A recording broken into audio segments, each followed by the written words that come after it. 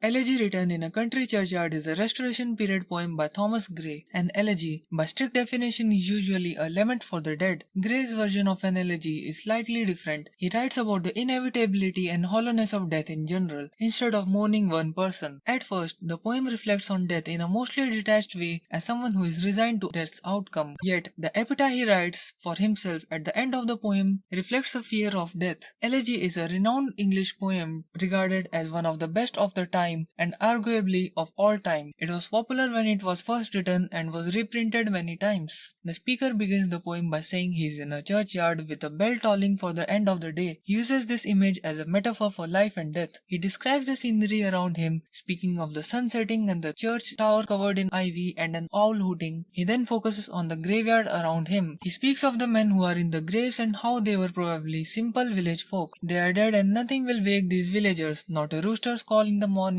nor twittering birds, not the smell of the morning breeze. The speaker also laments that life's pleasures will no longer be felt by those buried in the graveyard, especially emphasizing the joys of family life. The dead villagers probably were farmers, and the speaker discusses how they probably enjoyed farming. He warns that, although it sounds like a simple life, no one should mock a good honest working life as these men once had. No one should mock these men because in death, these arbitrary ideas of being wealthy or highborn do not matter. Fancy grave markers will not bring someone back to life, and neither will the honor of being well born. The speaker then wonders about those in the graveyard who are buried in unmarked graves. He wonders if they were full of passion or if they were potential world leaders who left the world too soon. He wonders if one was a beautiful lyre player whose music could bring the lyre to life literally. He laments for the poor villagers as they were never able to learn much about the world. He uses metaphors to describe their lack of education, that knowledge as a book was never open to them, and that poverty froze their souls. He speaks of those in the graveyard as unsung heroes, comparing them to gems that are never found or flowers that bloom and are never seen. He wonders if some of the residents of the graveyard could have been historically relevant but unable to shine. One could have been a Mute Milton, the author of Paradise Lost, or one could have been like John Hampden, a politician who openly opposed the policies of King Charles. Alas, the speaker mourns again that these villagers were poor and unable to make their mark on the world. But because they were poor, they were also innocent. They were not capable of regicide or being merciless. They were also incapable of hiding the truth, meaning they were honest with the world. The speaker notes that these people, because they were poor, will not even be remembered negatively. They lived far from cities and lived in the quiet. At least, their graves are protected by simple grave markers, so people do not desecrate their burial places by accident. And the graves have enough meaning to the speaker that he will stop and reflect on their lives. The speaker wonders who leaves earth in death without wondering what they are leaving behind.